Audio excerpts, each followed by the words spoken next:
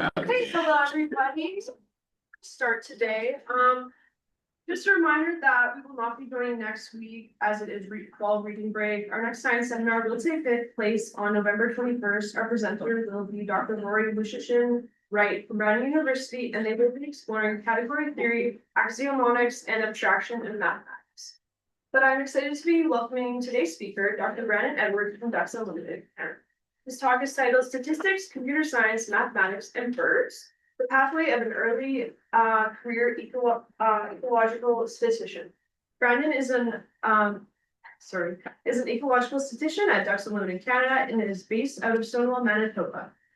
Brandon completed a Bachelor of Science in Mathematical Science at the University of Guelph with a minor in computer science. During his undergraduate degree, Brandon was involved with the University of Guelph's Wildlife Club, where he began to see where statistics, computer science, and mathematics could be useful in the field of ecology. Brandon became heavily involved in research during his undergrad, working on research projects spanning lake whitefish risk assessment, piping plover breeding habitat selection, breeding bird survey trend analysis, among others. His work with the breeding bird survey led him to his PhD position in Ottawa, where he was co-supervised by professors at Carleton University in Environment and Climate Change Canada. For his PhD, Brandon worked with a multidisciplinary team to develop a database of detection probabilities for as many landbirds as in North America as possible. This was accomplished by collating and harmonizing close to 300 data sets of bird counts across North America. These detection probabilities were then used to correct for systematic biases in North America breeding bird survey, which has implications for status and trend assessments. Now, at Ducks Unlimited Canada, Brandon works on a variety of projects to support conservation delivery programs across Canada, including right here in Manitoba. Please join me in welcoming Dr. Brandon Edwards. Thank you. Hi, everyone. Thanks so much for having me here. My name is Brandon Edwards. I'm an ecological statistician at Ducks Unlimited Canada as part of their national science team. And today I'm going to share a bit about my time as a statistical ecologist from an early career perspective. And basically, I'm just going to share a bit of my projects that I've been able to work with over the last little bit in this field. I'll note that I've chosen to focus more on like the breadth side of things rather than depth, and so a lot of methodology will be sort of heavily glossed over. So we'll see how that goes. It might be nice. It might be super confusing. So let's see how we are 45 minutes or so now. So I don't think I have to harp on the fact that we're in the middle of a biodiversity crisis, or as I actually recently saw, UN seems like they may have rebranded it to nature crisis, and I don't think we need 3 guesses to figure out why we're steering away from biodiversity crisis. Things like bird populations are declining, all sorts of packs are declining, and even like common bird species are declining. And the fact is that this crisis we're in affects everyone from all walks of life. And so if everyone is affected by it, then everyone probably has a stake in wanting to see it resolved. And us academics who are trying to put our research toward good can obviously have a huge role in this. And I think there's a great opportunity to bring together various fields and various backgrounds to solve this crisis in a holistic, transdisciplinary way. So one of these transdisciplinary fields that I've been lucky enough to be a part of for around a decade now is that of statistical ecology. And so as the name suggests, it combines the biological knowledge and field expertise, et cetera, of ecologists, while also bringing together the computational and mathematical knowledge of statisticians. And many times it's this two-way interface that happens. And really up until I started my job at Ducks, this has really been the primary interface that I've been working with some exceptions. But increasingly, I've noticed the necessity to start incorporating needs and desires from community partners as well. So whether that be Indigenous communities, municipalities, farmers, fishers, et cetera, people from all walks of life are being directly involved in research that involves both statistical outcomes and ecological outcomes. I think that's what makes statistical ecology increasingly a transdisciplinary field. Um, so I'm going to come back to this slide near the end of the presentation because there's definitely challenges and tensions associated with this. But for now, I'm going to jump into some of my experience in statistical ecology so far. And while I've been lucky enough to be involved with a variety of different questions, working with different taxa, et cetera, most of my time as a statistical ecologist has been working either directly or indirectly with the North American Breeding Bird Survey data. And so in case you haven't heard of the Breeding Bird Survey, or BBS for short, it's a long-term monitoring project that's administered jointly by the Canadian Wildlife Service, U.S. Fish and Wildlife Service, and the National Commission for Knowledge and Use of Biodiversity out of Mexico. It started in 1966 in response to Rachel Carson's Silent Spring, and was meant to be used as a tool to monitor bird populations through time. And indeed, it's definitely become that because the BBS now provides the gold standard of trend estimates over the last several decades for birds in North America. So with it, we've been able to get population trends for hundreds of birds since the 1960s, which have gone on to inform various State of the Birds reports and also inform listing and delisting for species at risk. So obviously, with such a long-term data set informing so many important decisions, it makes sense that we would want to be able to model these trends as precisely and accurately as possible. But what we were actually finding is, up until recently anyway, is that the rigid slope structure of the breeding bird survey analysis wasn't doing that great of a job at picking up patterns in trends. So for example, we know aerial insectivores, so can't really see it that well, but that group at the bottom there, so things like barn swallows, bank swallows, swifts, et cetera, we knew that they had some sort of increase in their population trend up until about the late 70s or early 80s, and then something happened there where their trend started to decrease again. But this sort of rigid slope structure wasn't picking up that change point in the late 70s, early 80s. And so that's important because it implies that we might have been miscalculating their overall trend. And so I started working with Dr. Adam Smith out of the Canadian Wildlife Service for a bit on developing a generalized additive model for use with the breeding bird survey. So if you haven't used generalized additive models before, or GAMs, essentially what they are is a class of models that allows for flexible, nonlinear fits to data that might exhibit nonlinear patterns. And there's various parameters that you can adjust with these models, and you're adjusting like the wiggliness of it, and that's the actual term that's used for it in the textbook. It's wiggliness is what they call it. And so you can adjust the degree of how nonlinear it is through time.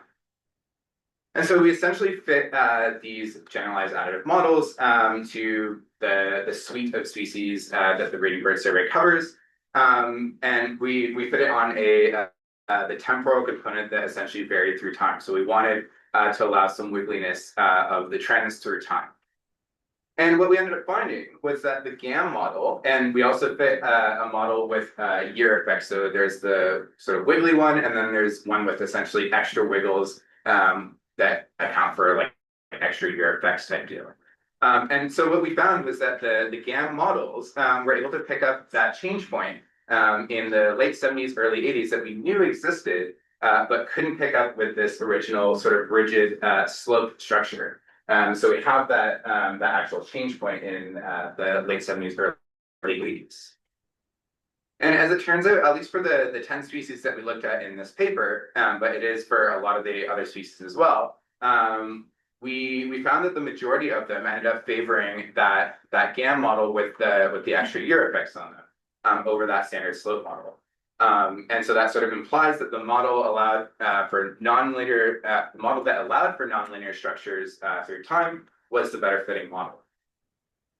And so since we released that original paper, this GAM approach to BBS analysis has been used by Adam Smith and CWS in multitudes of analyses and reports, including the most recent 2024 State of Canada's Birds report.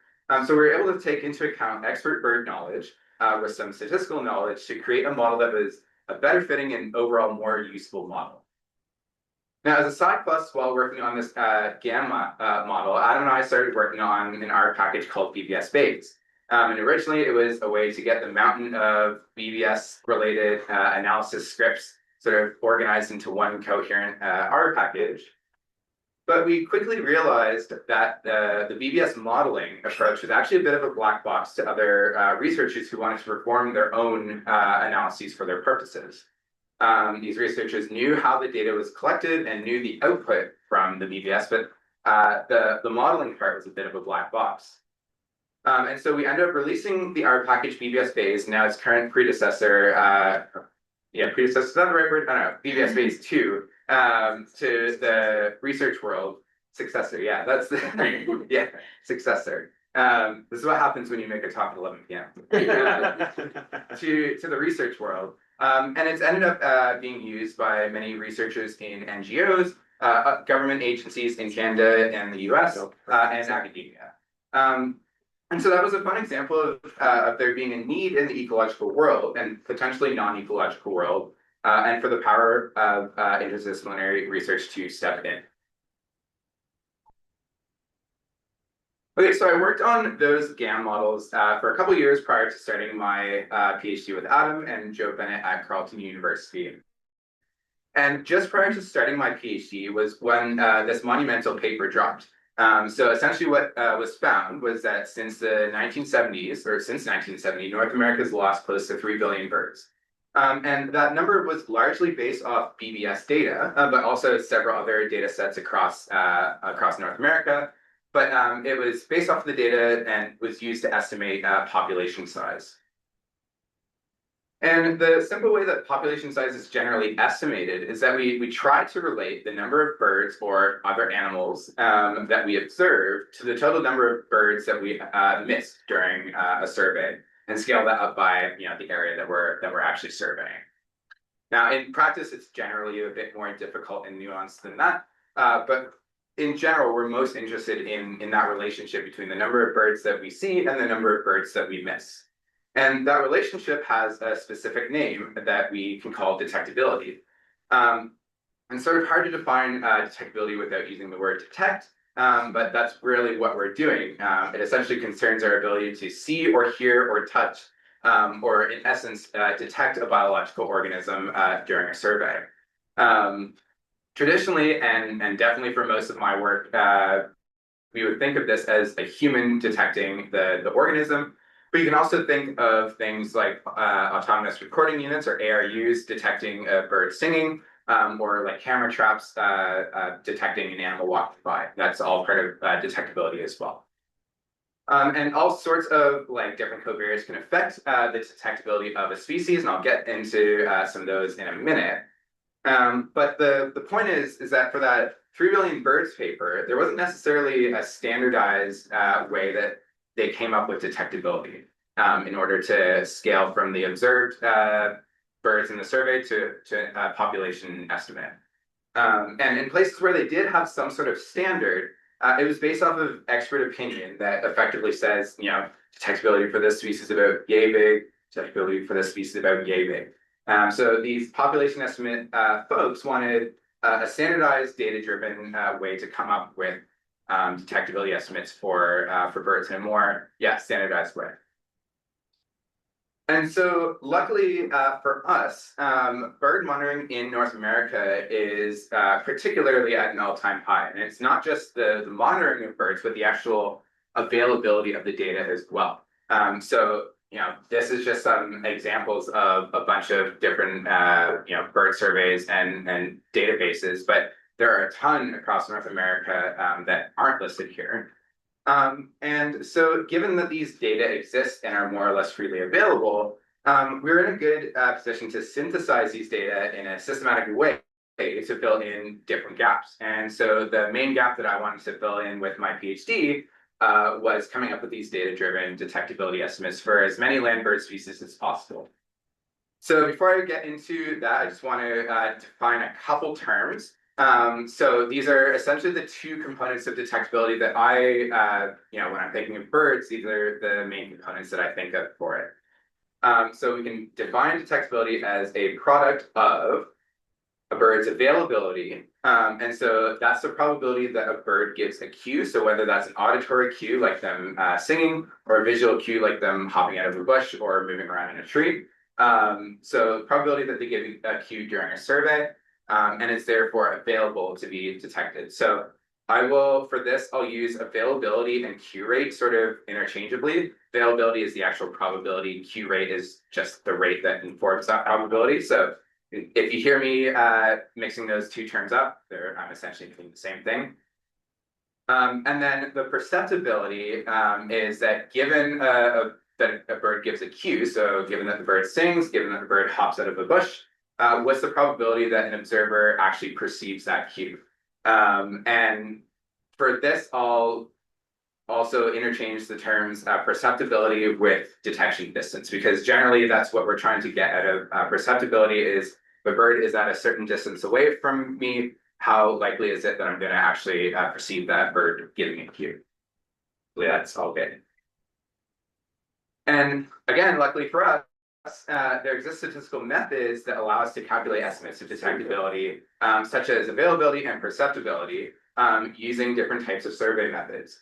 So for example, this QPAD method allows us to calculate the cue rate and therefore availability of a bird given any type of survey that employs something called removal modeling. So when I'm out surveying, I essentially count all the birds that I can hear or see within the first minute, and then any new ones that I see or hear the next minute and the next minute after that are added onto my survey. So that's removal sampling. And then I can also calculate detection distance and therefore perceptibility given any survey that employs distance sampling. So again, when I'm out surveying, I calculate or I record the distance from me to a bird that I see or hear, and use that as my metric there. And it can also account for any number of covariates that affect that. And so I'll get to that in a sec. So with that in mind, the goal of this NAPOPS project was to produce as many statistical offsets in the form of detectability probabilities as possible for as many North American landbird species. And I want to make sure that these detectability offsets were able to account for different sources of variation detectability, such as roadside status, so whether I'm surveying out a road, forest coverage, so whether I'm in a forest or out in a grassland, and then seasonality effects, such as what time of day am I actually surveying at, and what time of year am I surveying? So I mentioned all the data that are available across North America. We did sort of a data collection exercise and sort of solicited a bunch of data across North America. We were able to get into our database over 7 million observations of various bird species, 338 different bird species across North America. And that came from 292 individual projects that had a total of over 700,000 sampling data. So lots of data that we were able to work with. And so lots of interesting inference that we were able to get out of it. And these data span North America quite well, but obviously you can see some areas were better covered than the others. I will note that one of the big partners for this project was the Boreal Avian Modeling Project. And so obviously they had a lot of data in the Boreal, and so a lot was focused on the Boreal. So to model availability, I created 9 different removal models, each of them containing different combinations of either time since sunrise, day of the year, or their quadratic terms. And I wanted to see for each species which was the best model for that. And then similarly for modeling perceptibility, I created 5 different distance models that contain either effects of roadside, effects of forest coverage, and their interaction. So again, for each of the bird species, I want to see which of these 5 models for detection distance was best. And so, just using AIC, we can pick the best of these models for each species. So this heat map essentially just shows sort of that distribution. So a lot of species ended up having, sort of those full models chosen, implying that, this full suite of parameters happen to affect their detectability. But the model selection tended to also be partially a function of sample size. And so for species whose best model may have been the model that didn't include any covariates, perhaps those species could have benefited from either more data or borrowing information from more data-rich species, or just nothing affects their detectability could be that as well.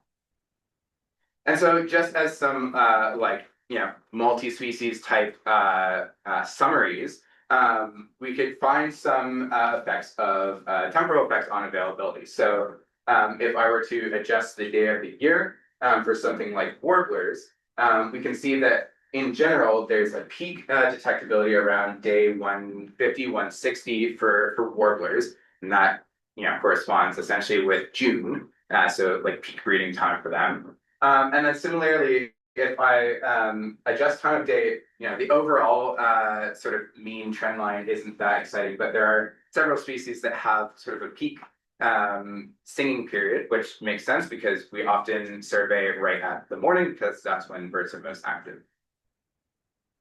And then similarly with the detection distance, you'll see different effects based on different species, but in general, if I increase forest coverage, I'll have a lower chance of detecting bird singing, and that varies between roadside and off-road birds. So I'll just quickly go through American robin modeling example.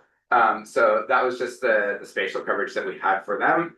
And for each species, I could actually start breaking it up into different survey types as well for the results. So if I were to say survey for 1 minute on day 150 for American robin, I essentially have like a 20% chance of that American robin giving a cue, right? Whereas if I were to survey for 10 minutes on day 150 of the year, I have close to an 85 or 90% chance that that robin is going to give a cue. So in terms of actually wanting to get certain species on your survey list, that's sort of an important thing to keep in mind, is some species are going to have a higher propensity to sing based on the different time of the year. And then similarly for distance modeling, the further away the robin is from me, the harder it's going to be for me to actually see or hear it. And so, if a robin is 50 or so meters from me, I'm probably going to see it if it's singing. Whereas if it's like half a kilometer away from me, probably not going to see it or hear it. But there are different birds in like open grassland habitats that you definitely will still see them half a kilometer away. So that definitely varies from species to species. So just in the spirit of open and reproducible science, we try to be as transparent as possible with this entire process. And so all the code is hosted on GitHub as a GitHub organization. All the data, if we were allowed to share the data, the raw data is shared on GitHub. If we weren't allowed to share it, then it's just in a private repository that only the NAPOPS sort of core members can access. Also made like a shiny dashboard for it because part of what this was used for was to try to come up with these better population estimates. And there's a whole team of people wanting these estimates. And so one of the easiest ways was just to, here's a dashboard, you guys can flip through it all and then let me know if something looks bad. And then also an art package that we made for it, which has now been used to update the population estimates for these birds as well. So it's all fine and dandy to try to produce as many detectability offsets as possible for as many landbird species as we want. But the question becomes, how do you know when a detectability estimate is actually legit? So obviously smaller sample sizes for these are going to start posing a problem. And so if we have species that are data deficient, it'll be increasingly difficult to get accurate detectability offsets. But one useful thing to potentially take advantage of is the fact that variation detectability can be partially explained by species traits. So Ali Johnson et al. In UK birds showed this, where different habitat associations, body size, et cetera, actually were something that partially explained detectability in these UK birds. And building on that, this paper in 2018 by Peter Slimos et al. Found also an effect of phylogeny on detectability. So essentially, the closer related bird species are, the more likely their detectability are going to be similar to each other. And so for that availability component, they found that that migratory status, so whether they were a migrant or a resident, and phylogeny were the best explanation. And for the distance sampling for perceptibility, they found things like body size, song pitch, habitat association, and that migratory status were useful traits to explain differences in detectability among species.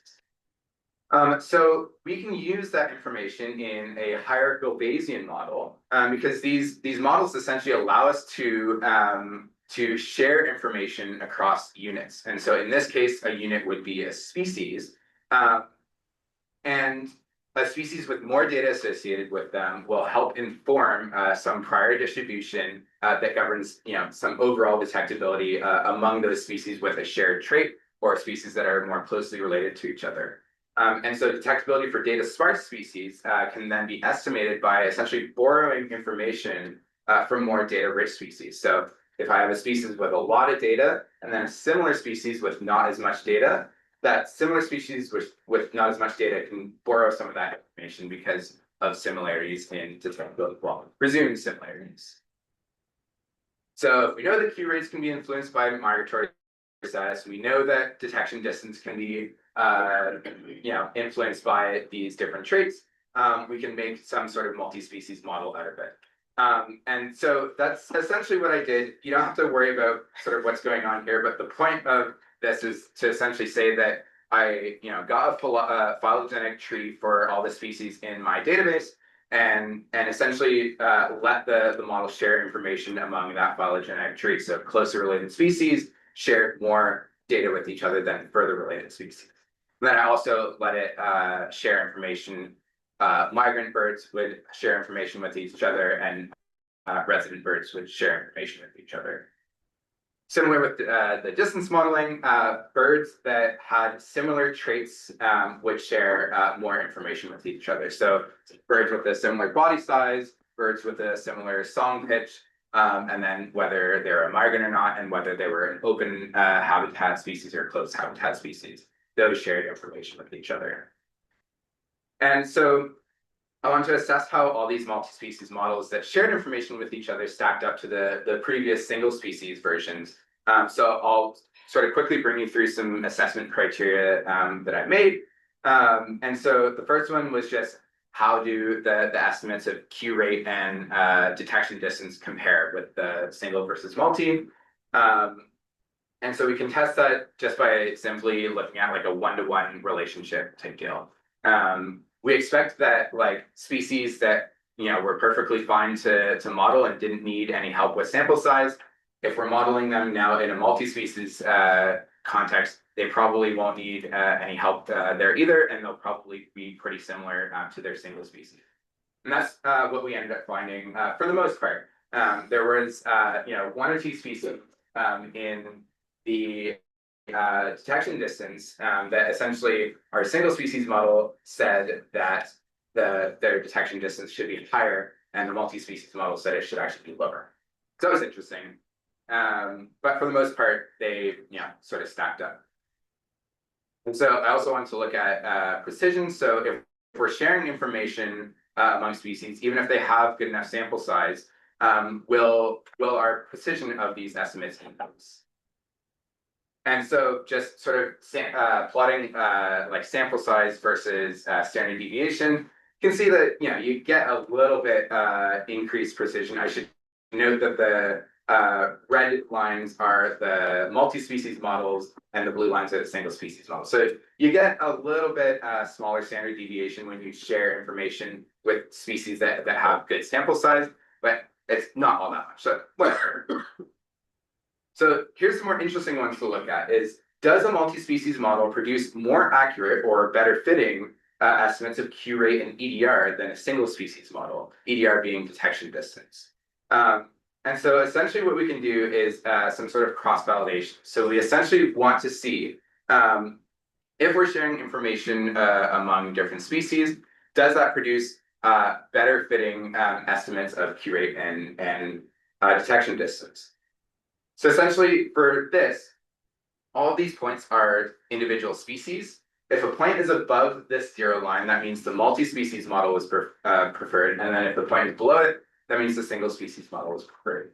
So you can kind of see that if you have a smaller sample size, that multi-species model is actually going to produce better fitting models, better fitting estimates for those species. Which makes sense because again, they're relying on a bit more information. They're borrowing information from more similar species, so we might expect them to probably have a better fitting model. So that's kind of cool.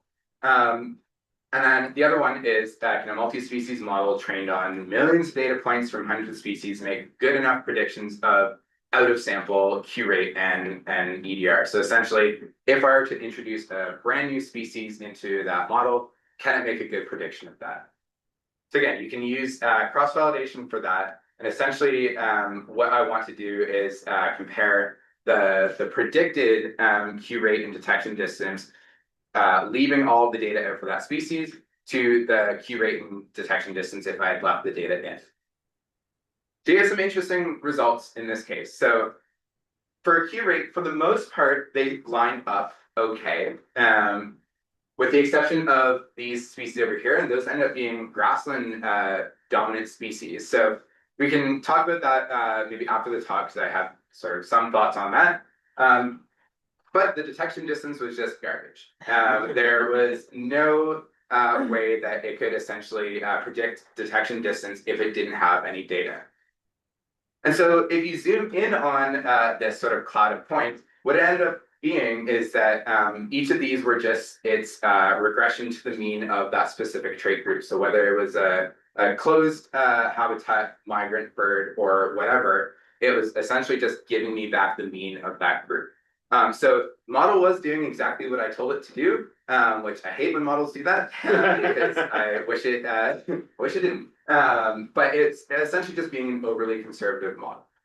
So, okay, good to know. So in summary, a multi-species distance model can produce similar estimates of EDR for species where the data dominate, and slightly improve precision of estimates, particularly with species with smaller sample sizes, so like less than 1,000. And it can produce more accurate and better fitting estimates of detection distance for species with small sample sizes. But if you're trying to predict for species where you don't have any data, probably not a good idea, at least for this particular implementation of the model. There needs to be more work done with it.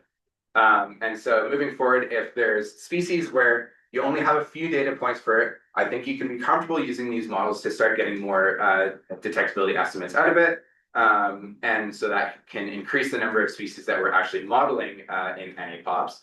And so I just kind of did a quick exercise with 7 different species here that weren't in the original analysis because they had too small a sample size.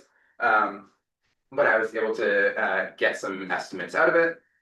But we definitely need to seek out more data for species where we don't have any data whatsoever. Okay, so the last part of my PhD was bringing it back to the BBS.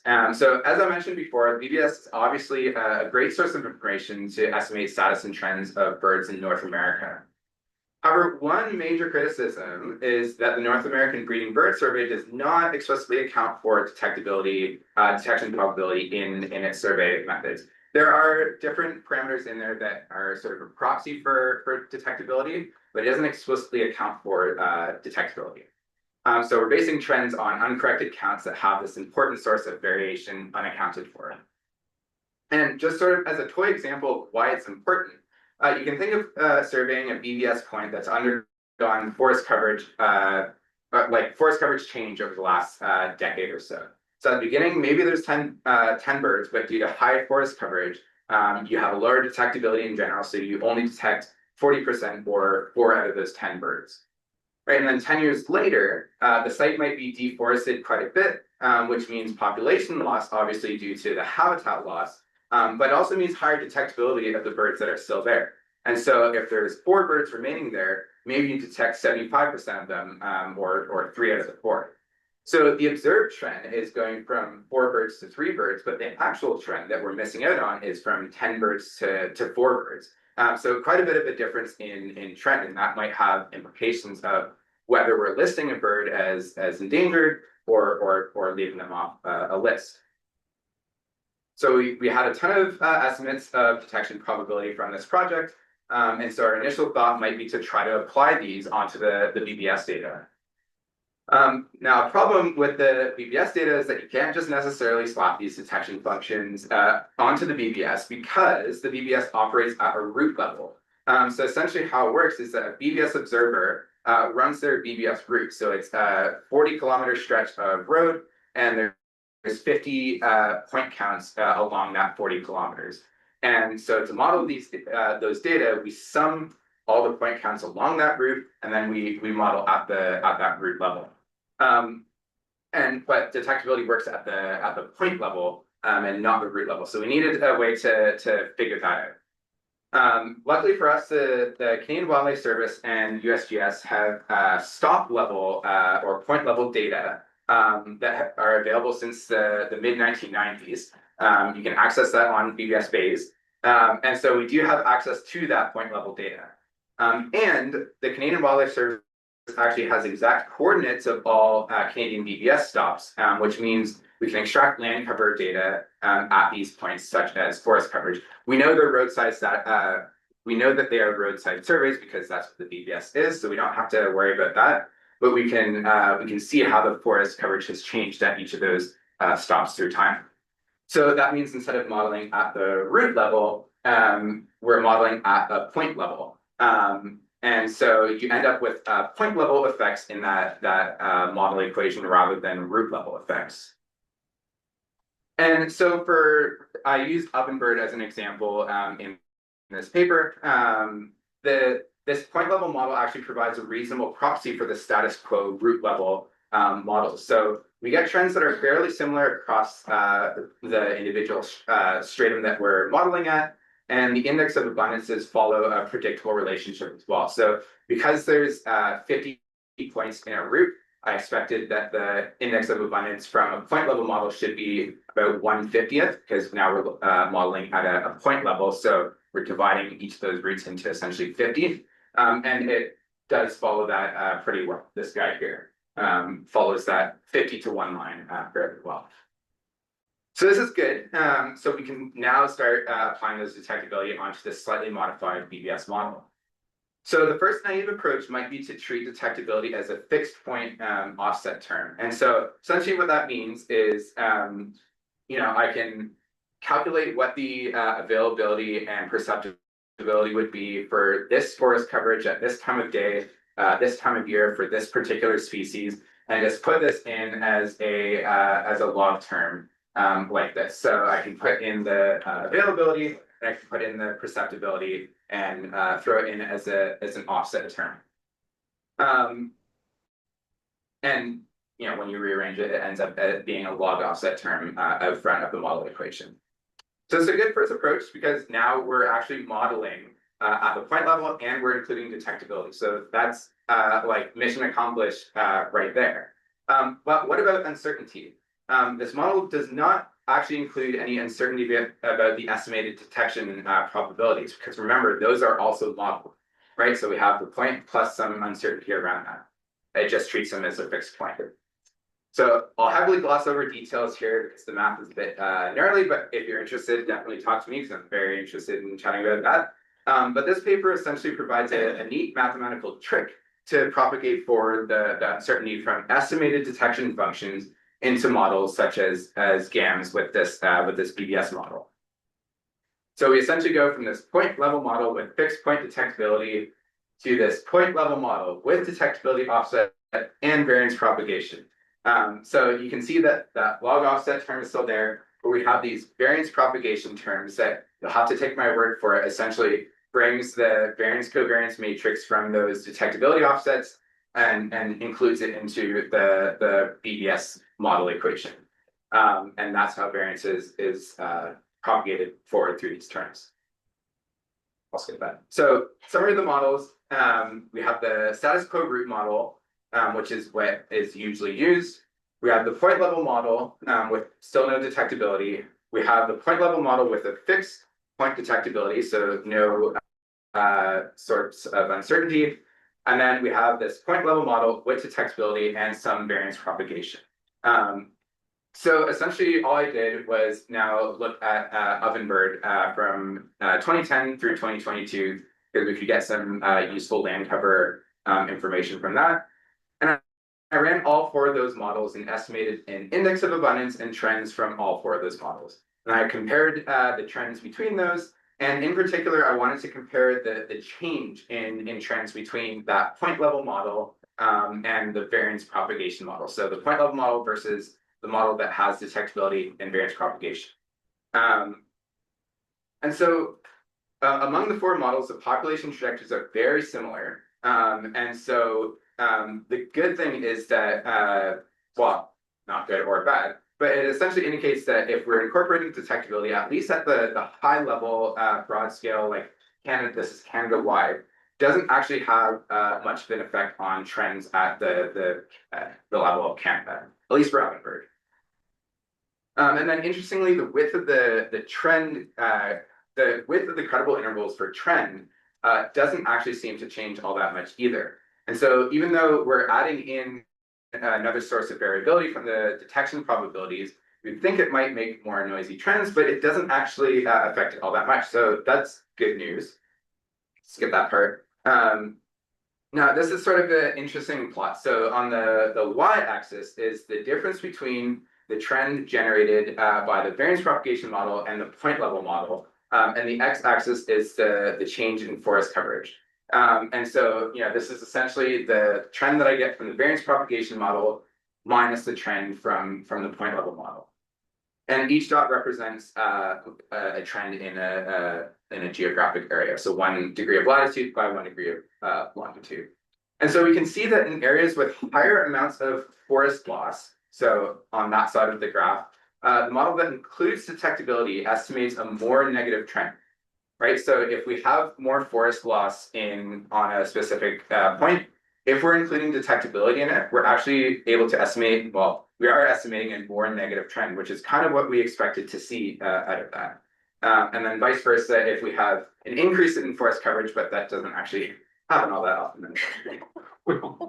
And so I sort of then focus in on a specific route. So this is a collection of 50 points that an observer would run.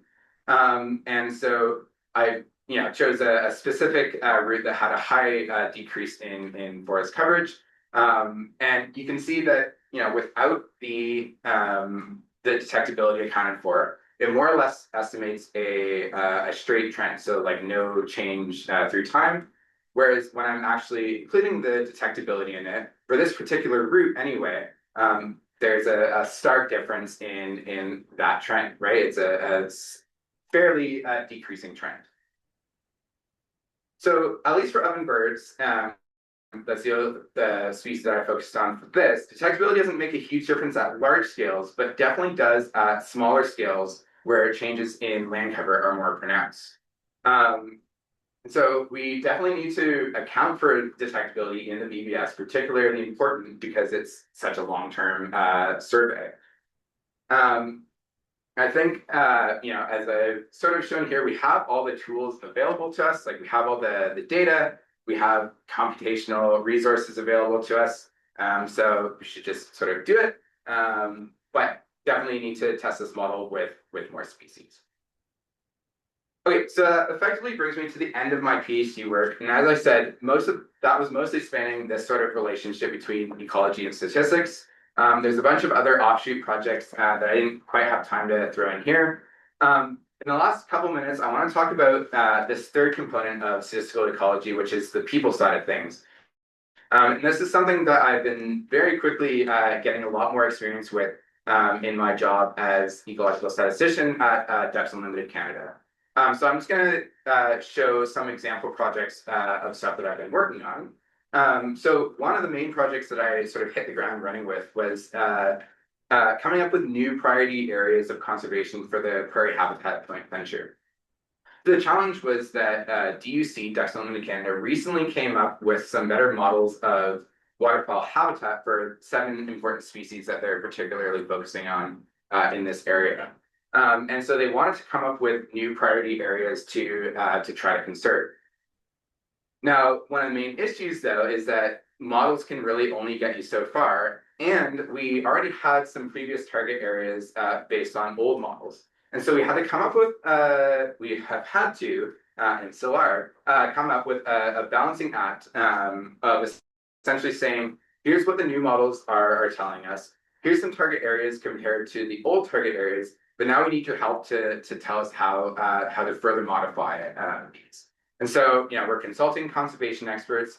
farmers, species experts, etc., to give us highly detailed information on the ground of how we should further modify these target areas to best capture where these important waterfowl species are breeding. This particularly important right now because a lot of the funding that DUC gets has been from the United States, but things are fairly sketchy with that right now. And so it's, we have to make sure that our dollar is going particularly far with purchasing areas for conservation. And so we want to make sure that we get these target areas to work in actually right.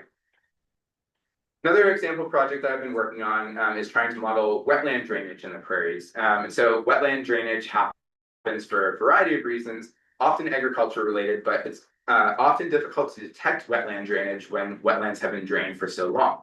And so, if this were a true map of wetland drainage, we might get one GIS product telling us that this is what the drainage looks like. And we might get another GIS product telling us that this is what the drainage looks like. And so we might end up with multiple pictures of what the data tell us that the landscape looks like, but both miss parts of what that true drainage rate actually is. And so our job is to figure out what causes the differences in these data points, in these data products rather, and try to put that into a model to tell us what the true drainage intensity on the landscape might actually look like. And then the last project that I'll quickly tell you about, there's plenty more, so happy to chat about that after as well, is this common eider project. So researchers have deployed hundreds of satellite tags on Atlantic common eiders, and we're trying to use characteristics of those tags to figure out exactly when and where these eiders are breeding and where they're spending their time wintering and molting, et cetera, et cetera. And so this is important for things like oil spill management and shipping lane management. We want to try to reduce mortalities of common eiders, so we need to know exactly where these eiders are hanging out, so we can plan accordingly. So obviously, while it's extremely useful to have this people component of statistical ecology, it does start to get complicated where you need to balance the need and desires of people involved with the study area with the actual results themselves. So for an ecologist, it won't be enough to just say save as many species as possible. For a statistician, it won't be enough to just say reduce as much variation as possible. And for people, it won't be enough to just say give me as much X as possible, whether that happens to be money, farmland, shipping lanes, whatever. And so this transdisciplinary focus for statistical ecology is needed to balance these various potentially opposing forces. And I think ultimately it's these trade-offs, but also win-wins that are going to be how we can come up with good solutions for today's biodiversity crisis. That's all. Thank you.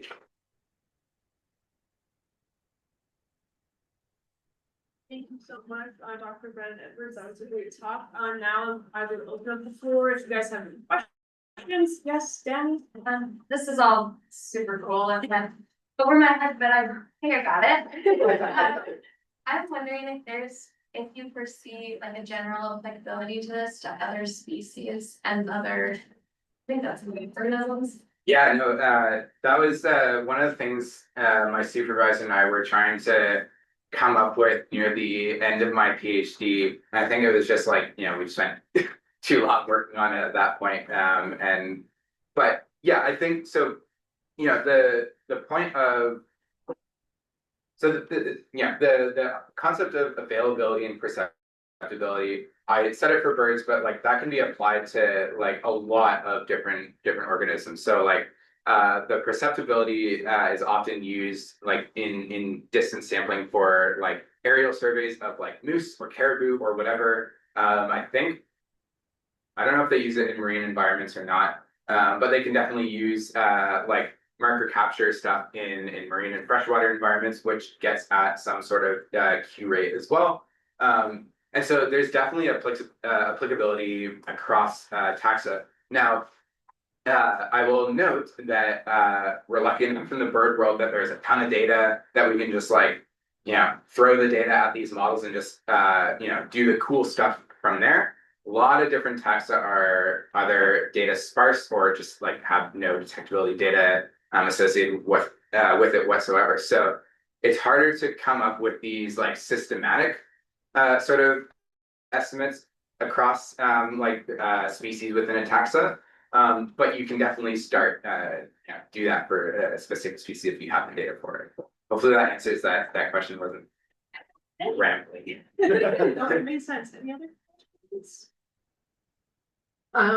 So your example with land cover changes got me thinking about climate change impacts, which we know are going to affect life history traits. So I don't know, do you guys explore it at all? Because that's seems like that's directly going to change some of these parameters. I don't know how to do that, but so there's a cool paper that actually just came out, like I think in the last month or so.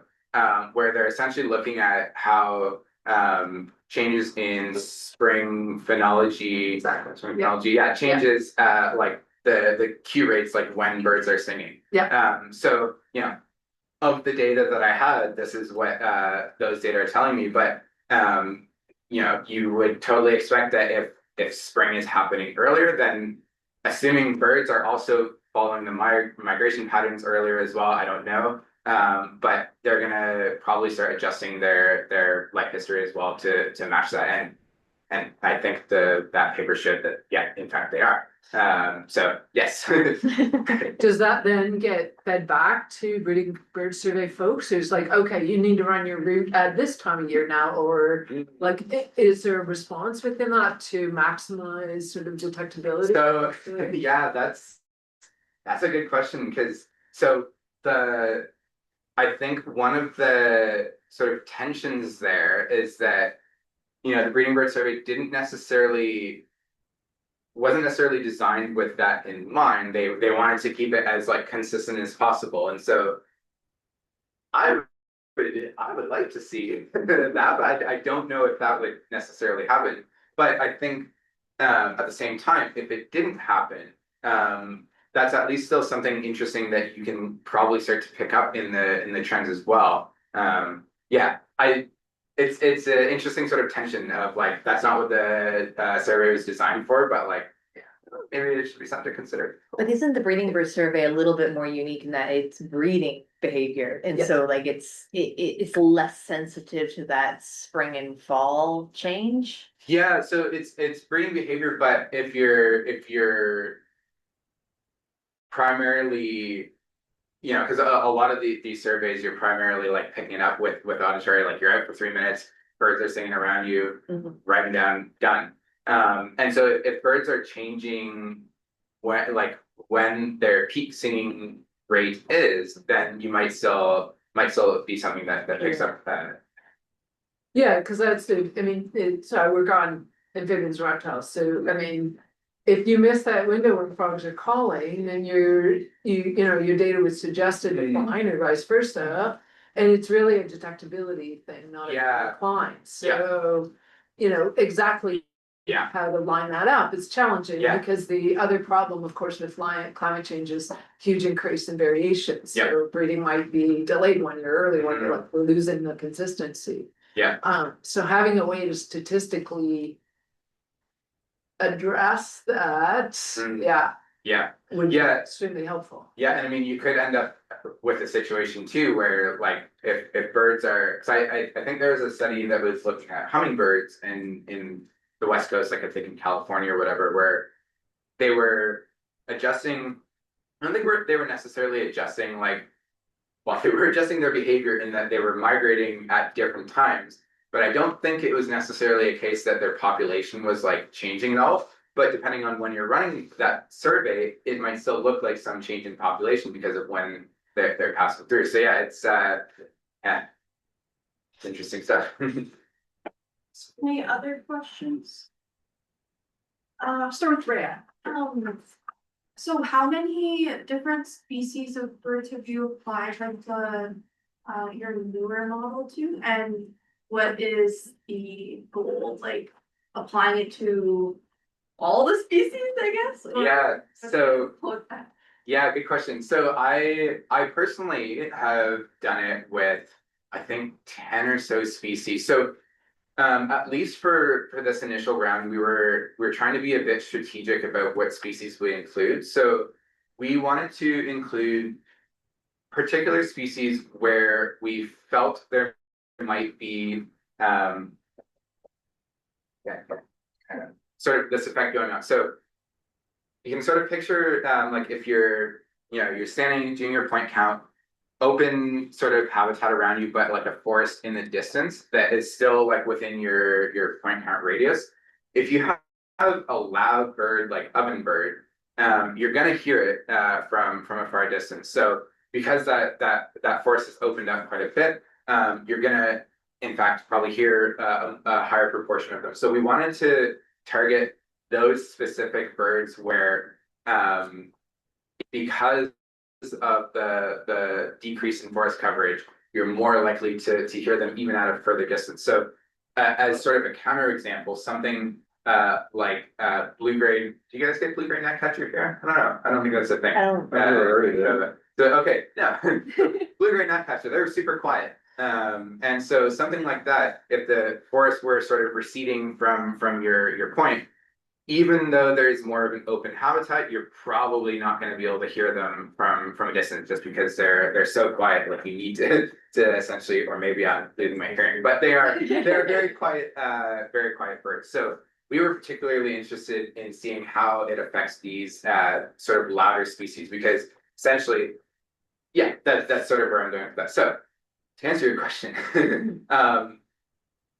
I essentially did it for sort of 10 different species that satisfied that. I tried it for a couple species where I'm like, let's just see what happens, and there's kind of garbage that comes out of it. But I think that's just something where we might have to make some fine-tune adjustments. I didn't, so this was in a Bayesian setting as well, so you can adjust all sorts of like prior distributions, and I didn't do much in the way of like adjusting priors and stuff like that. And I know Adam Smith, like he has worked very hard on making like specific priors for the sort of status quo model. And so I think a lot of work needs to be done on that. But I just wanted to see what happens if you just put it in and roll with it. And you do get some interesting results out of it. But for some species, it was crap. So Great, thank you very much. but I think the goal, and the last bit of your question is, do you want to do it for all the species? And yes, that would be great. But I think there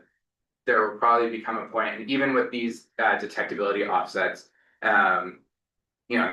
there's certain groups of birds that probably this model is not the best type of model to use for them.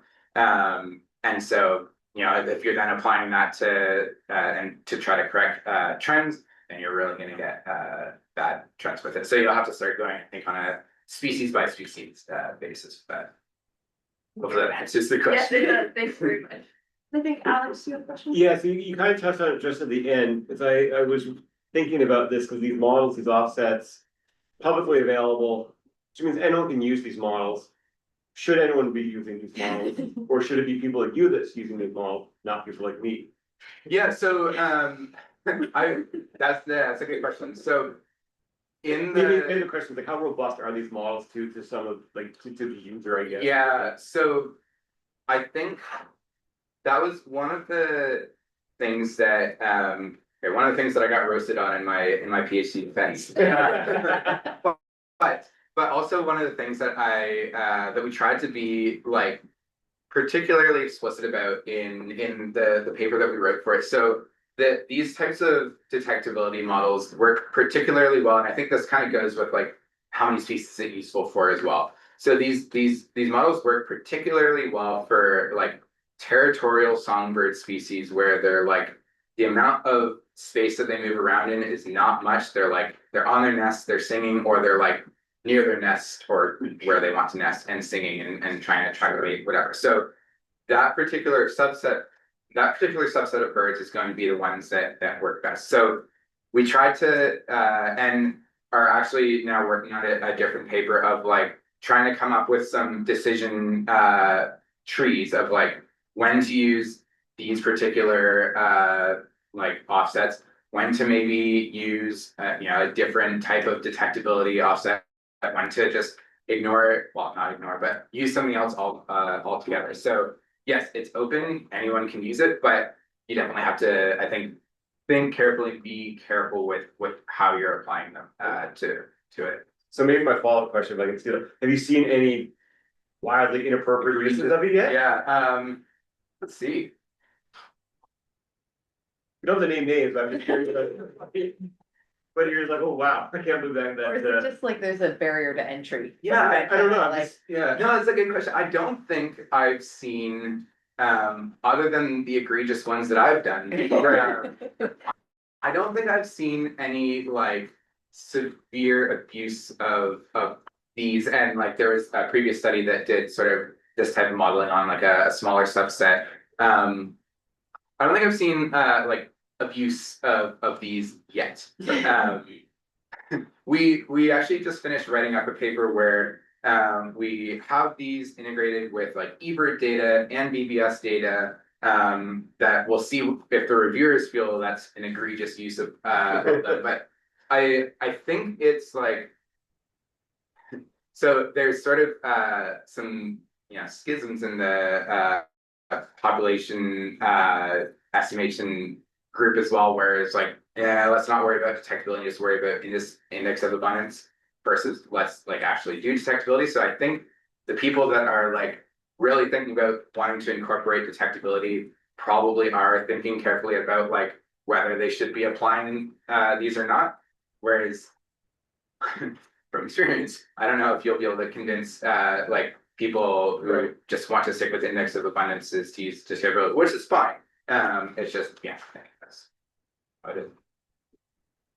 so just to follow up all that too, is like, is there a point at which you're kind of like, because the point of this is to understand what's going on with the birds and therefore to know whether or not we need specific actions for specific birds, Yeah. and whatever that action might be is a different thing. And so is it possible also there's like sort of a tiered approach where we do the good enough kind of models to get a sense of what's going on? Yeah. And then we can be like, okay, but these guys, we need to know a little bit more specifically, and then we target, or are we gonna miss things on that first pass? Yeah, no, that's a good question. And what's ended up happening is so I was part of part of a population estimates sort of group through Partners in Flight, who they're in charge of sort of coming up with these population estimates. And this was sort of like the project that they wanted to see done was these detectability offsets. So what ended up happening was like a lot of the meetings were turning into just like talking about these detectability offsets and like species by species type deal. So what we ended up doing was creating like a detectability working group, where we're essentially doing that of like, okay, these particular species, it doesn't make sense. Either it doesn't make sense to use these models, or we just don't have enough good information. But what we do have is this other information. So things like ARUs, we're actually starting to get ways to get detectability information from ARUs as well. So if you're thinking of like time to first detection on an ARU, if rather than binned 0 to 1 minute, 1 to 2 minutes, you can get like exact time to first detection because it's a recording and you can pause it, play it, et cetera, et cetera. So there's a lot sort of going on with like, this is good enough for a solid group of species, but for this species, we might need to start thinking of other modeling techniques, other data collection approaches, so on and so forth. Hope that answers that. Is there any other questions? I have some, but I'll ask you after because we're out of time. Yeah. But I just want us to thank Dr. Brennan Edwards again.